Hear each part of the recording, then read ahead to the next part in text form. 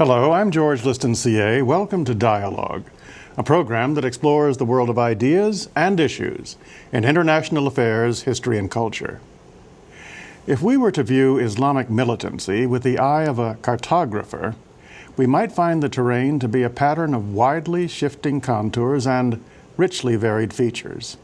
Among the many countries that make up the Islamic world, militancy expresses itself in ways that draw upon both deep historic roots and sharp contemporary challenges. The clear lesson for all of us is the need to grasp the complexity of an ideology that is already a major phenomenon of the 21st century. My guest is Mary Ann Weaver, author and foreign correspondent, who is a specialist on South Asian and Middle Eastern affairs. Mary Ann, welcome to Dialogue. Thank you very much. Mary Ann, I think I should defer to you and your expertise gained in over 30 countries, which is staggering to me, on this whole question of how to generally characterize militancy in the Islamic world. Is it, as I boldly said, something that is of widely varying styles and expressions, or is it more monolithic than that? No, I think it is. Well, obviously there is a cohesive whole to it, but I think that depending upon the area, the movements do differ. Indonesia, Egypt, Pakistan, three vastly different regions of the world, all strategically vital to the United States, all with very, very active Islamist movements. Mm-hmm. But when you look at the profile in Pakistan, for example, you have Islamic militancy among certain cadres in the army. Mm-hmm. You look at Egypt, the home of the Muslim Brotherhood and El Azhar. You have the educated, intellectual elite. Right. You look at Indonesia, and there are all kinds of gradations. Mm-hmm. But one of the things that has impressed me most in the study that I've done on the movement is that this is not a movement of the lumpen proletariat. This is a solidly upper middle class movement. That is a striking finding in and of itself. One thing that I would like to quickly address, and I think this may also relate to the middle class aspects of this phenomenon, is the relationship of Al-Qaeda to everything you've described, because certainly in our American consciousness, whenever you mention militancy in the Islamic world, Al-Qaeda comes up. And mm-hmm. the question very often in minds here is, what is its relationship to the overall phenomenon? Is it a kind of a holding company? Is it command central, or is it a more loose kind of affiliation? A holding company. Mm-hmm. Osama bin Laden, the CEO. Certainly it is more diffuse, more dispersed now, mm-hmm. less highly centralized since September the 11th. But I think its inspirational quotient in the movement has grown extraordinarily since the war on terror began, since the war in Iraq began. Bin Laden himself is becoming more and more boastful in his audio tapes. I think that inspirationally, people look to Al-Qaeda now mm-hmm. as much as they ever did. And there was a U.S. National Intelligence estimate released 6 weeks ago that said that Al-Qaeda and the Taliban today are stronger than at any time since September the 11th. That's striking. And to carry this further and to tie it to your earlier observation, Mary Ann, when I think of Osama bin Laden in particular and his immediate cohort, I do think of a very middle-class group of people. So is that characterization also true of the Al-Qaeda leadership and main principal cadres? It is generally, but Osama bin Laden and his deputy, Ayman al-Zawahiri, they are significantly above upper middle class. Mm-hmm. Osama was born into one of Saudi Arabia's wealthiest families. When his father died, when Osama was 11, he inherited $80 million, which is rather a lot for an 11-year-old. Indeed. Ayman al-Zawahiri mm-hmm. is from an exceedingly prominent Egyptian family. Mm-hmm. Before he became enmeshed with Osama bin Laden, he was a very prominent surgeon mm-hmm. operating in the Mahdi neighborhood of Cairo, the most exclusive neighborhood. One of his grandfather's was the Grand Sheikh of Al-Azhar. Another was a founding member of the Arab League. Right. You know, Marianne, now it's getting very striking to me, and I go back to the first observation you made about the middle-class nature of so much of this leadership. The question that's forming in my mind as I listen to you is, how do these middle-class and richer people orchestrate public passion so well? What's the relationship between them and what we might think of as kind of mass opinion in the Islamic countries? I mean, how do they even voice their appeal or make connections with people who are in such dramatically different circumstances? Well, I think that one common element in much of the Islamic world is disaffection, disenchantment with their governments. And I remember when I was working on my Egypt book, I spent a lot of time in what is called a popular neighborhood, Shobra in this instance. And I used to attend Friday prayers there, in the women's section, of course. But after the prayers, I would talk to a number of the young men who were congregates. And one young man said to me at the time when I asked him this question, what is the appeal? And he said, in Egypt, we have tried everything. We have tried socialism under Nasser. We have tried capitalism under Sadat. We have tried laissez-faireism under Mubarak. Nothing has worked. The only thing we haven't tried is Islam, and Islam is ours. That's striking. Do I take, or should I take it from that it is specific resentment, domestic national failure, social vacuums in many places that really give rise to militancy? It's a response to what's happening there, at least in its core expression. Is that right? Absolutely. I mean, when you look at the Arab Middle East, for example, of the 22 member states of the Arab League, only one, Lebanon, has ever had a free and fair election. I'm learning a lot just listening to you. Because, I mean, again, the inference I draw from this is until the societies there are functioning better themselves on behalf of their own citizens, we're likely to see this phenomena continue and perhaps even worsen. Absolutely. Something we can all take home right there, Marianne. What's the relationship, and maybe this is different everywhere as well, but these, again, going back to the leadership, be it Al-Qaeda or anything else, anyone else who's operating with its middle-class background and such, because I know many Muslims who are, as I'm sure you do too, tremendously upset with this phenomenon taking place, and the fact that it's obviously making use of religion. Is that, do those connections, how to phrase this, do we see terrorists operating on both the most fanatically observant religious principles, I mean, that is to say, true believers who are just gone over the top, and people who are absolutely cynical about this, just saying, well, this is what we use because this is what we have? I mean, what's the range of motivation, if you will, about those who are orchestrating these events from the top? I would say, and this is based on supposition, no empirical evidence, but I think that maybe 10% of Islamists are militant, perhaps 60% are political, and the rest of the Islamic world, although committed, Muslims are not necessarily Islamists. Again, going back to Egypt, if you look at the Muslim Brotherhood, which is, without exception, the strongest political organization in the country. Right. Egypt is the birthplace of the Muslim Brotherhood. The Muslim Brotherhood is far more political than it is religious. But it has been marginalized from Egyptian public life. It has been banned since 1954, although tolerated. But it's an ebb and flow. Right. During parliamentary elections, the last parliamentary elections, as controlled as they were, the Muslim Brotherhood emerged as the leader of the opposition in the National Assembly.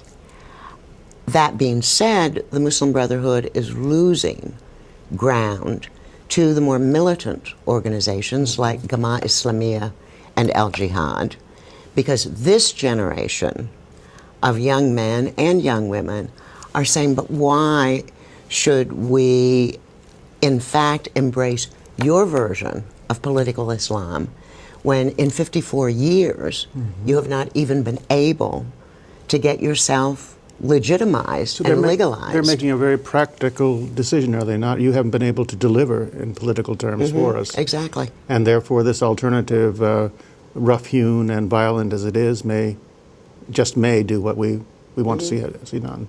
And when you look at the leadership of the Brotherhood, not as much now as, say, 10 years ago, but you were dealing with octogenarians. There were those who were then in their 50s, now in their 60s, but it basically was a very aged fraternity. And it always impressed me, and I found it somewhat incongruous, that when I would call on the leadership of the Muslim Brotherhood, I would be expected to veil. I would be expected to remove my shoes. When I would call on the radicals, I would sit down and they'd say, would you like a cigarette? So there's this incredible dichotomy where you can't really compartmentalize. That's really striking. One of the reasons I'm so interested in these kinds of characterizations, Marianne, and I appreciate your willingness to speculate on these motivations and such, is one thing that I've heard consistently from Islamic thinkers, theologians, and just plain Islamic Muslim friends. It's the words fundamentalist and radical or even terrorist are very often conflated in Western characterization, and they violently object to that, and they say that it's fundamentally important for us to bear in mind that fundamentalists are not necessarily Islamists or radicals, and that with fundamentalists there can be a dialogue, and that is something, a challenge, of course, but it's something to pursue. Well, you know, I don't like the term fundamentalist, and I remember when I was interviewing Sheikh Omar Abdurrahman, now serving a life sentence in prison in the United States, and I asked him how he would categorize Jamaat Islamiyah, which 90% of Jamaat Islamiyah's work is social, it's economic. Only 10% is underground, terrorist, radical activities. And he said, we are not fundamentalists. The best way to categorize us is political Islamists. Our program is as political, as economic, and as social as it is religious.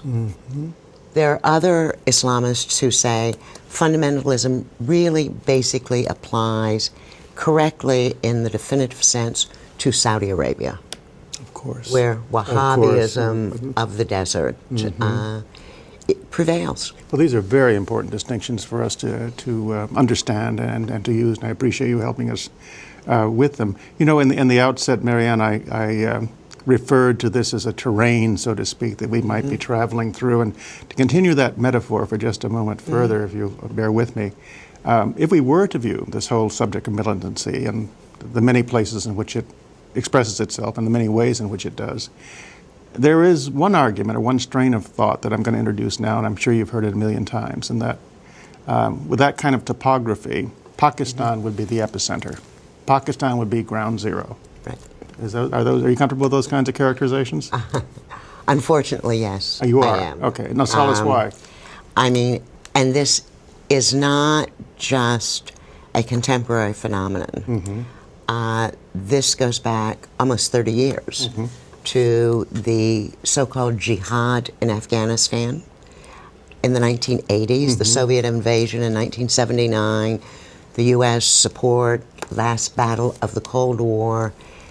During the decade-long jihad, everything, and the United States government provided minimally $3 billion to this effort. At least that much. It was all conduited through Pakistan, through Pakistan's ISI, Inter-Services Intelligence. The ISI, always a powerful organization, essentially became a state within a state during the Jihad years. And this was the beginning. And the Pakistani army, since that time, has always used jihad and the jihadists to achieve its own foreign policy goals, i.e. a benign and benevolent Afghanistan,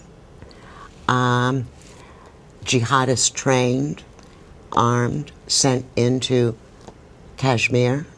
They've used the jihadists as a weapon against India. And I think what we're seeing now, today in Pakistan, with Musharraf's imposition on November the 3rd of de facto martial law, this is leading to even more chaos, even more confusion. Makes Musharraf's situation, though, sound almost Shakespearean to me, though, almost like a king and trying to control something he really can't. I mean, is he? What is his? Right now, the picture I get, Marianne, is that the Pakistani military has had, as you point out, long ties with these groups. The groups are obviously creating major problems. Musharraf is sitting in a kind of uneasy position between his own army and the United States, among others, and being tasked with controlling this phenomena. That seems like just a mad sort of proposition to work. Well, I think that one thing we should all keep in mind is that Musharraf is in power at the behest of and with the support of the Pakistani army. Yes. He has no other base. But doesn't that also constrain him? He can't offend them, obviously. Well, he cannot offend them, which is why Musharraf has been, kindly put, ambivalent vis-a-vis the war on terror. Pakistan has done minimal in the tribal areas, in the border areas, whether Baluchistan or the Northwestern Frontier Province. The army is very demoralized. The army has lost over 1,000 men.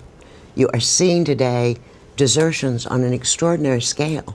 Over 600 Pakistani Jawans and junior officers have surrendered without a shot being fired. But now, this disenchantment is going to filter up. It already has filtered up.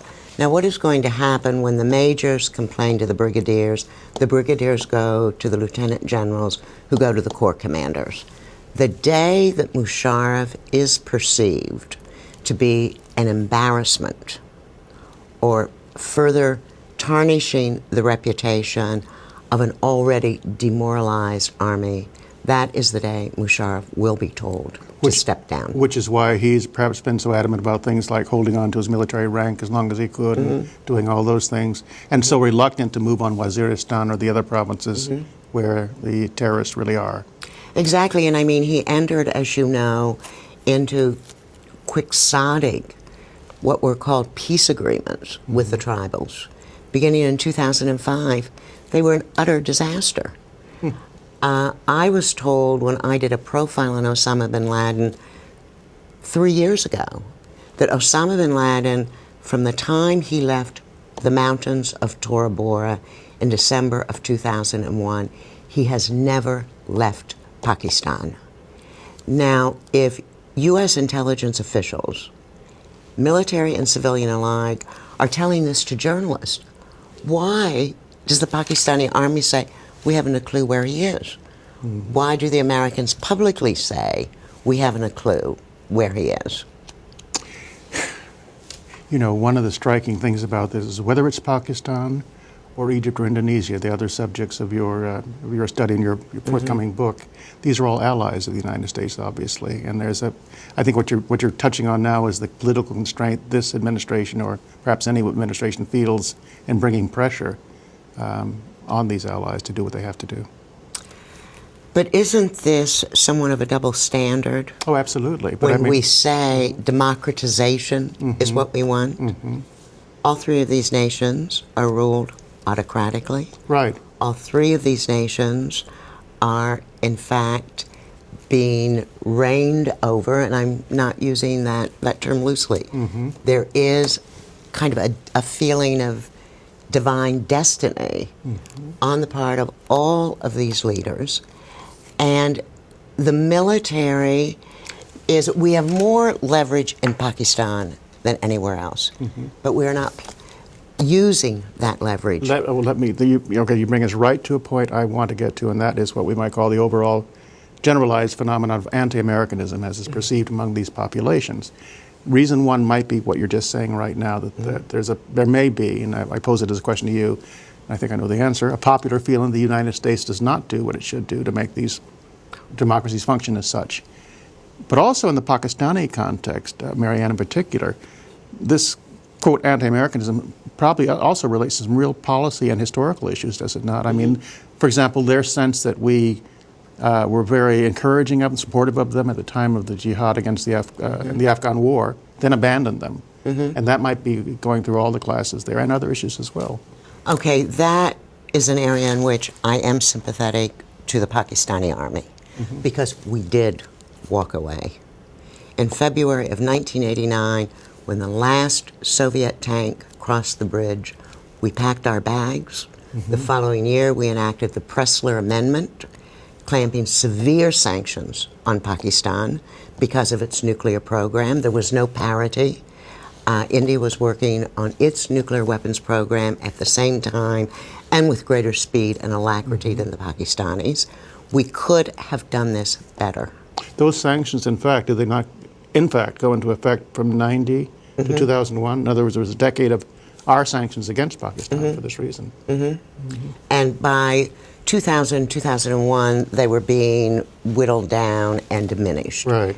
There were still some sanctions left in place on September the 11th. These were totally abolished. You mentioned the Pakistani rivalry with India. Has our understanding of the importance of Kashmir to Pakistanis and Indians, of course, as well, been sufficient? Have we been adroit enough diplomatically about that issue? Oh, no. No. I mean, I can think of, and correct me if I'm wrong, I can think of no U.S. administration that has become seriously involved in Kashmir since 1948, when this all began. Marianne, and correct me if I'm wrong, but I'm getting the sense that the clear conclusion of at least this brief conversation with you, one of them is that it's important to understand the varieties of militancy. It's also important, critical really, to understand where we have fallen down perhaps in addressing conditions in these countries. It's vis-a-vis U.S. policy, it's both omission and commission. When you look at the jihad in Afghanistan, it was the jihad of the 1980s that spawned many of these movements, that nurtured the Islamists, that created the devil that we are dealing with now. Over 25,000 Islamists passed through Afghanistan.